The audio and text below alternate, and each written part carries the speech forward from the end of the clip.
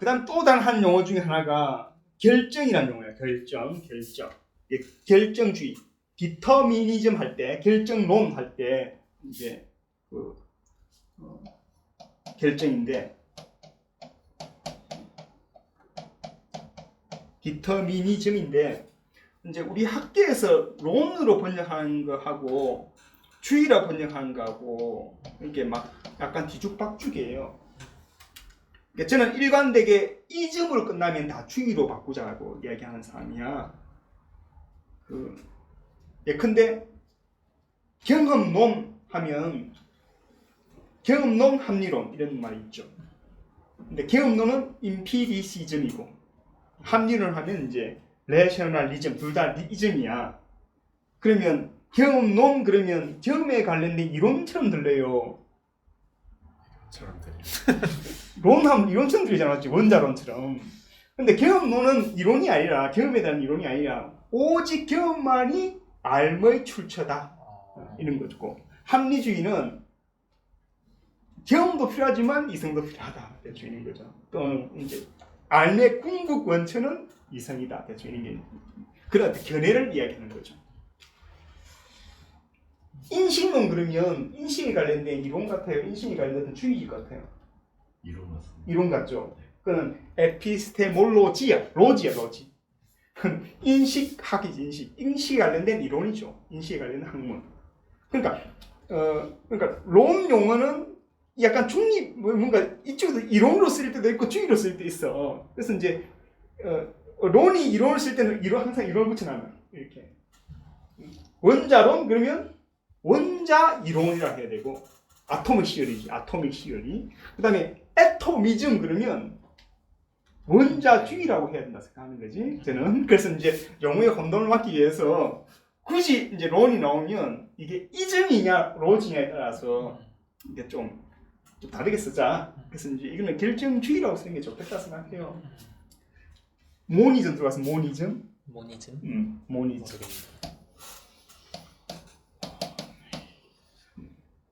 이거는 일원론이라고 하죠. 이런 론. 듀얼리즘 그러면 이원론. 또 론이야 사실. 이건 일원주의라고 해야 되고, 듀얼리즘은 이원주의라고 하면 맞겠죠. 이 세계를 구성하는 근본적인 것은 하나밖에 없다. 하나가 다 변한 거다. 듀얼리즘은 이제 두 개의 요소가 있다.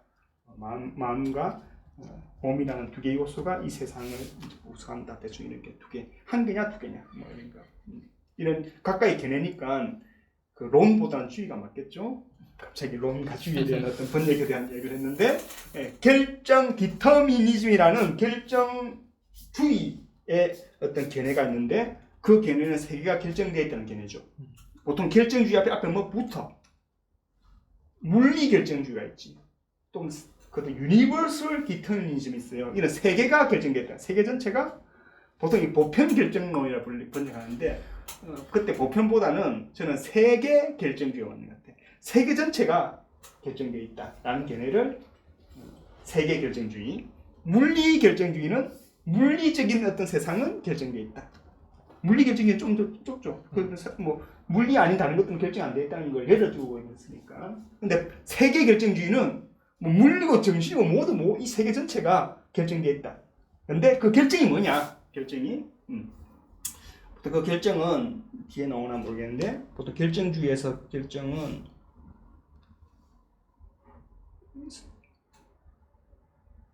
나중에 결정을 설명할게요. 그건 이제 현재 상태가 또는 과거 상태가 현재와 미래를 결정한다.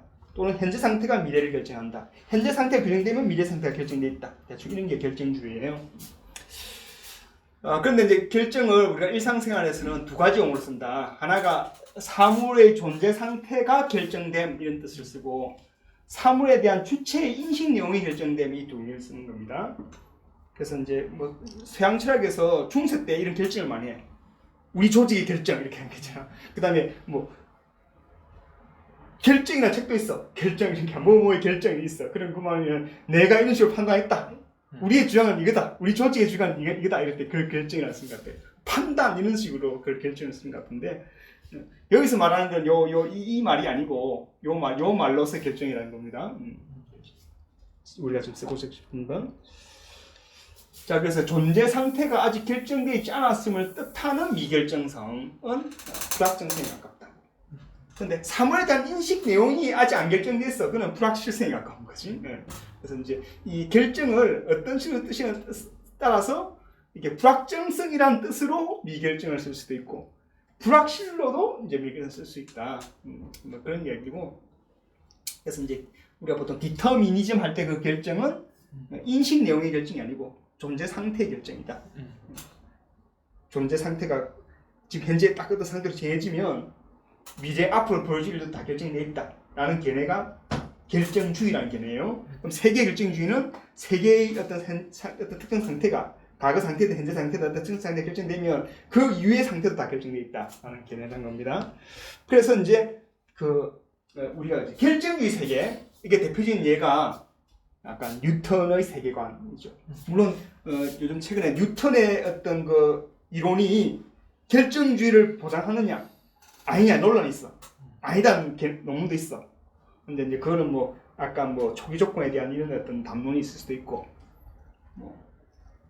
또 다른 담론이 있을 텐데, 일단 대체로 그 고전역학의 세계관은 결정주의의 세계관이라고 이제 생각하는 게 좀 맞다고 생각해요. 그래서 어쨌든 결정주의가 성립하는 세계에서 영과 일 사이에 일어나는 직관을 정의할 수 있냐, 또 이것도 학계의 논란인데, 이게 대체로 많은 사람들이 있다고 생각하는데 내 생각에는 그게 잘못됐다. 물론 그런 이제 그 논문이 있습니다. 반대한 논문이 이제 최근에 나왔고, 제가 그 견해에 받아들인다는 겁니다. 저는 그렇게 생각하지 않고 당연히 안 된다 생각했는데 많은 사람이 받아들이고 있으니까 몇몇 사람들이 굳이 논문을 쓴 것 같아. 그건 오견입니다. 이런 식으로. 그래서 아무튼 이런 논의를 하는 이유는 뭐냐면 확률 개념 자체가 아직 그 정착이 안 됐다는 뜻이야. 이게 지금 몇 년 사이에 벌써 이런 논쟁을 한다는 자체가 확률이 무엇인지 아직 우리는 명확하지 않고 있는데, 그걸 제가 한번 정리해 보겠다는 거고, 특히 이제 정리하기 위해서 이론함직함과 미론직함을 또렷이 구분해야 된다. 그런 지금 준비 작업을 하고 있는 겁니다. 뭐 지금 방금 설명을 다 했죠. 근데 이제 결정주의 세계가 있다 하더라도 우리한테는 그 불확실성이 있기 때문에 여전히 일어나 믿음직함이 갖는 것은 당연한데, 영과의 사이 믿음직함은 설명은 안 하는데, 일어남직함이 가능하냐는 이제 가능하지 않다는 쪽으로 제가 이제 생각이 있다는 겁니다. 또 뭐 좀 기네. 아이고. 우리 동현이 여기 한번 읽어봅시다. 2개. 양자역학은 물질의 불확정성을 다룬다. 이 때문에 이론함직함은 양자역학의 핵심 주제다. 나아가 이론함직함은 양자역학에서 가장 중요한 물리량이다. 통계역학은 개별 알갱이의 상태 또는 물리계의 미시 상태를 잘 모르는 인식 상황에서 물리계의 움직임을 추론한다. 이 통계역학에서 정의된 분포 엔트로피 또는 통계 엔트로피는 정보 불확실성의 척도일 수 있다. 방금 우리가 불확실성과 불확정성에 대해 설명했고요. 각각 이 두 주제가 여전히 이제 물리학에서 중요하게 다뤄진다. 하나가 이제 통계역학인데, 통계역학은 이제 엄청나게 많은 알갱이들을 다루는 학문이에요. 근데 고전역학만 하더라도 이제 입자 1개 또는 2개가 있는 어떤 걸 다루는 거죠. 예를 들어서 이제 태양하고 지구 사이에 이런 힘이 작용하면 어떻게 움직일 것이냐, 타원도 한다는 게 계산이 다 돼. 근데 이제 원칙적으로 이제 입자가 많아져도 고전역학은 계산이 좀 어려워. 특히 3체 문제, 3개가 딱 되면 계산이 안 됩니다. 해가 안 나와. 그걸 유명한 3체 문제를 해. 3body problem. 이는 아직까지 해를 아무도 못 구했어. 이는 다만 근사치로 해야 돼요. 근사치로. 근데 우리 행성마다, 우리 지구만 하더라도 태양이 있고 지구 달 있잖아. 우리 3개잖아. 요거 정확한 어떤 이게 이그젝트라 그러지? 어떤 해를 못 구합니다. 다 근사법으로 구해야 돼. 근데 근사법도 아주 이제 그 뉴턴 역학에 따르면 이제 무한히 가깝게 구할 수 있는 거예요. 물론 무한히 가깝게 구할 수 없다. 이게 가우스라는 학문이야. 가우스는 이제 그 약간의 차이가 나중에 엄청난 큰 차이가 나기 때문에 아무리 정밀하게 계산해도 엉뚱한 값이 나온다. 이런 걸 발견한 게 이제 가우스라는 이론이고, 고전역학 세계에서만 있는 겁니다. 어쨌든 근데 이제 통계학은 세계가 정도가 아니라 보통 이제 10의 한 25승계 정도, 25승계. 여기 물병 하나, 여기 대충 이제 300g 정도 되는 물이면 여기 물 분자, H2O 물 분자, H2O라는 물 분자가 한 10에 25승계 정도 담겼어요. 아주 큰 수야. 이 정도 많은 알갱이들이 담겨 있는데 얘들의 어떤 운동을 계산하지도 못할 뿐만 아니라 각각의 위치를 아는 것도 불가능해. 이게 정보 불확실성이 생길 수밖에 없는 거죠. 이게 확정돼 있다 하더라도 우리는 모르는 거야. 이걸 다루는 학문이 통계학이에요. 이게 모르지만 그럼에도 불구하고 얘가 어떤 식으로 왜 얼음과 물이 생기고 뭐 이렇게 증발하는지에 대해서 어떻게 접근할 수 있는 학문이 통계학이고, 이 통계학이 이제 거의 그 현상을 설명하는 아주 강력한 이론이에요. 실생활에서 다룰 수 있는 현상을 설명하는. 근데 이 통계학에서 다루는 어떤 불확실성, 불확정성 중에서 통계학은 불확실성을 다룬다는 거예요. 그래서 그 양을 이제 보통 엔트로피로 다루는데, 그래서 이제 엔트로피는 이제 정보 불확실성의 척도로서 엔트로피가 등장하고, 그 다음에 불확정성은 양자역학이 아마 불확정성을 다루는 학문으로 이제 최초로 등장한 학문 같아. 진짜 세계가 이제 확정되어 있냐, 불확정되어 있냐, 라는 어떤 물음에 대해서 양자역학 해석하는 사람도 견해가 달라요. 나도 최근까지 견해를 정하지 못했어요. 오히려 그 양자역학이 기술하는 방식은 확정된 세계를 기술하는 것처럼 보이는 것도 있어. 그런 해석이 이제 나중에 양자역학을 제가 강의할 시간이 있으면 다룰 텐데, 그 중에 대표적인 해석이 많은 세계 해석이라는 해석이 있고, 그다음 데이비드 봄이라는 해석이 있는데, 이 두 해석은 마치 불확실성을 다루는 어떤 이론처럼 보여. 양자역학을 잘 보면 이는 불확정성을 다루는 게 아니라 불확실성을 다루는 거야 라고 해석하는 어떤 방식이야. 아까 닐스 보어와 하이젠베그는 세계 그 자체가 불확정되어 있고 양자역학은 불확정인 걸 다루는 거야 라는 건데, 저는 이제 데이비드 봄 이쪽을 좀 좋아하거든요. 많은 세계 해석은 싫어하고 틀린 해석을 생각하고. 근데 좀 견해를 조금 요즘 고민을 하는데 뭐냐면, 고민하는 게 불확정성이 있는 세계가 좀 더 우아한 세계 같아서 저는 생각이 돼요. 그래서 아무튼 이 물질 세계에 자연 세계에 불확정성이 있다면 그걸 다룰 수 있는 최초의 학문이 양자역학의 학문이야. 그래서 양자역학의 미덕 자체가 있는 것 같아요. 양자역학이 단순히 불완전한 이론이야. 한번 이걸 건너뛰고 다음 학문 양자중력 같은 새로운 이론이 나와야만 이 세계를 잘 기술할 수 있어.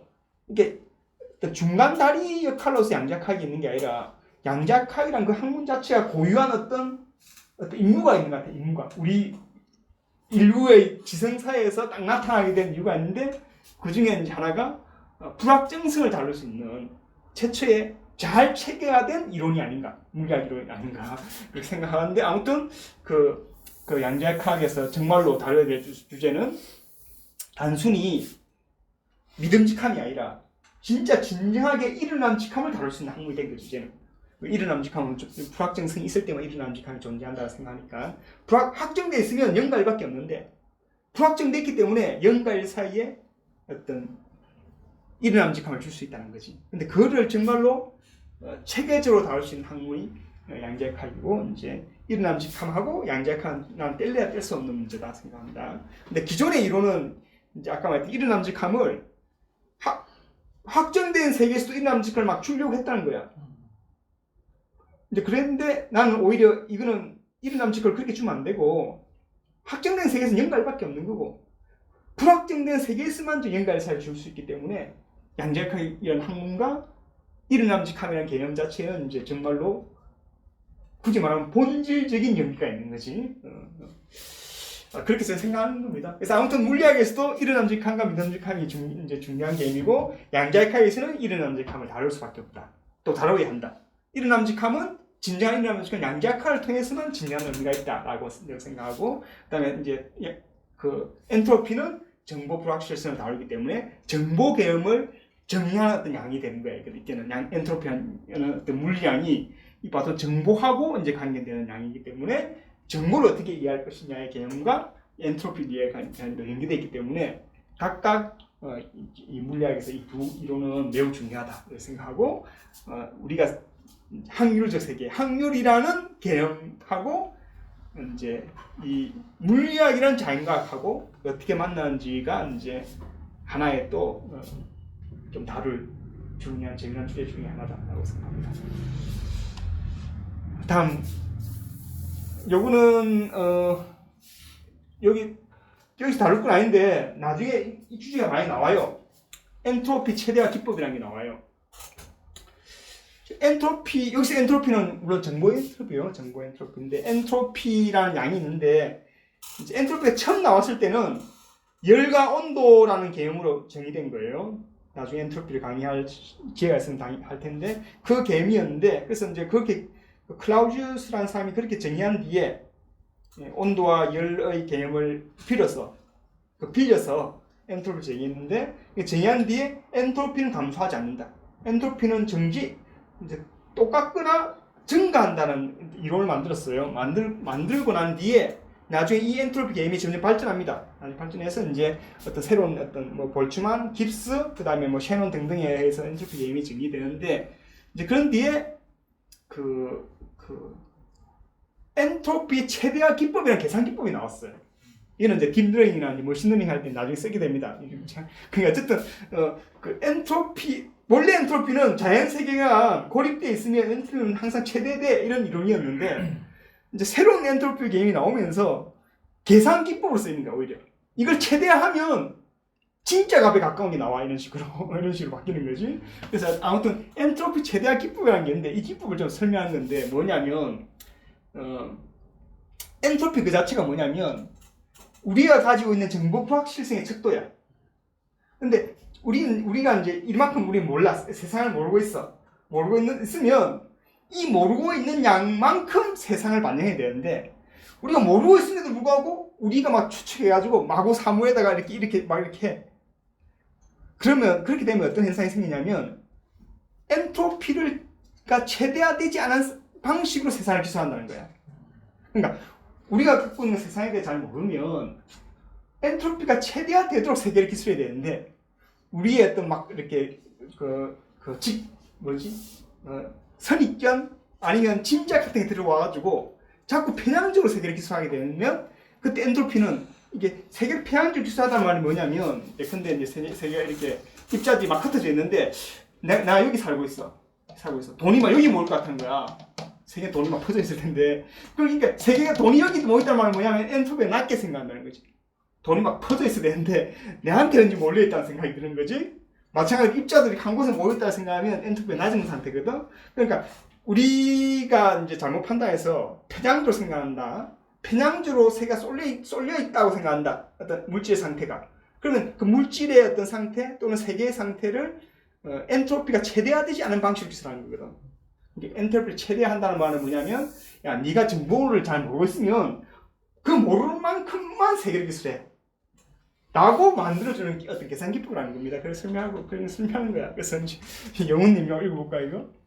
최대화되지 않은 정보 엔트로피는 잘못된 가정이나 부풀린 믿음을 탐구 대상에 억지로 부여했음을 뜻한다. 그래서 이제 최대화 시켜서 그 잘못된 가정과 부풀린 물음이 없도록 이 대상을 보자. 이런 대충 기법이에요. 뭐 그래서 이거는 왜 쓴지 모르겠는데 어쨌든 우리가 가지고 있는 정보 불확실성을 함부로 부풀려서 판단하지 않도록 하는 어떤 최신 기법이다. 뭐 대충 이 정도 설명하고 다음에 또 이제 시간 있으면 엔트로피 개념도 설명하고 이 기법의 의미를 좀 설명하도록 하겠습니다. 좀 너무 길었네. 5절 강의는 불확실점 일정 여기서 마치도록 하겠습니다. 질문 있습니까?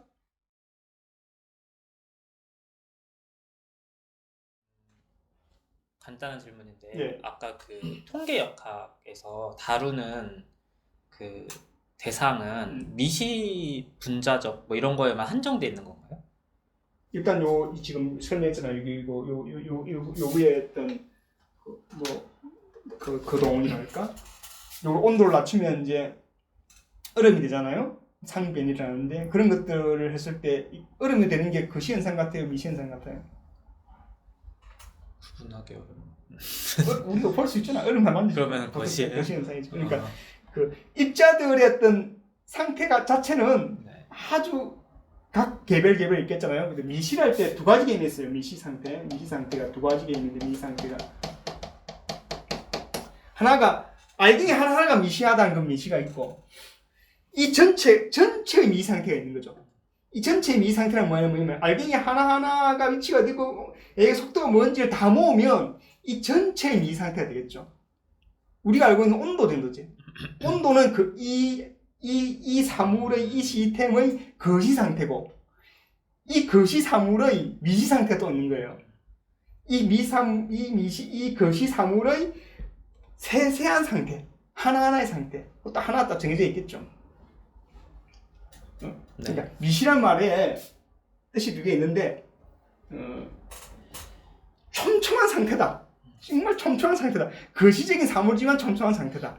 라는 의미의 미시 상태가 있고 거시 사물을 이루고 있는 알갱이 일행이 하나하나의 상태다. 그 미시 상태가 있고 근데 이제 지금 질문한 거는 통계역학은 하나의 미시 상태를 나누기도 하겠지만 그 전체의 거시 상태, 전체의 미시 상태 이 미시 상태를 가지고 거시 상태에 대한 걸 설명하는 건데 요게 나중에 나오겠지만 이 미시 상태의 가능한 수 이게 엔트로피하고 연결되어 있는 거예요.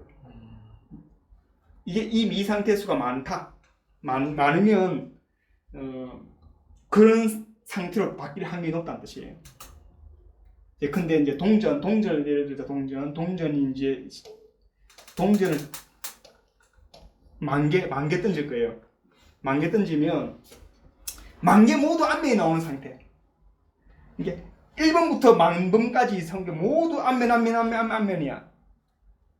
요거 전체 하나가 동전 10,000개 시스템의 미시 상태인 거죠. 동전 10,000개의 미시 상태가 뭐냐? 모든 게 하나하나 다 앞면이야. 근데 요 미시 상태는 몇 가지가 나올까요? 매우 많은데. 한 가지밖에 없죠.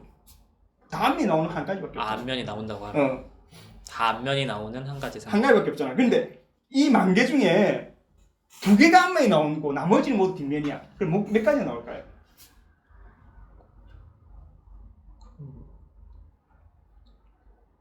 많이 나오는 것 같아요. 많이 나오는 것 같아요. 이거 좀 어렵네 이거. 동전이 다 다르면 다 번호를 매겨. 1번부터 매겨. 쭉 매겼어. 매기면 1번부터 10,000번까지 번호가 있는데 모두 앞면은 한 가지밖에 없어. 맞지? 근데 이게 앞면이 2개 나오려면 미안. 내가 아까 설명했잖아요. 모두 앞면이 나오는 게 있고 이번에는 한 개만 뒷면이 나오고 모두 앞면이야. 그럼 몇 가지 나올까요? 10,000가지 나오겠죠. 그러니까 10,000개 동전에 번호를 붙이잖아. 1번 동전이 뒷면, 2번 동전이 뒷면 이렇게 해서 10,000가지 정도가 나오는 거야. 그러니까 요 보세요. 모두 앞면이 나온 건 이 미상 한 가지밖에 없어. 그런데 이 중에 한 개만 뒷면이 나오고 모두 앞면이야. 그러면 10,000가지가 생겨. 맞죠? 근데 2개가 뒷면, 나머지 모두 앞면 하면 또 더 많이 생겨. 엄청 많이 점점 수가 늘어나거든. 늘어나서 대충 세보면 반반. 5,000개 나눠지는 게 수가 제일 많아. 그래서 이게 이제 나중에 이 분포를 가우시안 분포처럼 생기거든. 이게 극단적으로 10,000개는 앞면, 10,000개가 뒷면, 가운데 5,000 해서 많거든. 그러면 대체로 우리가 요 상태에 있는 걸 보게 된다는 거예요.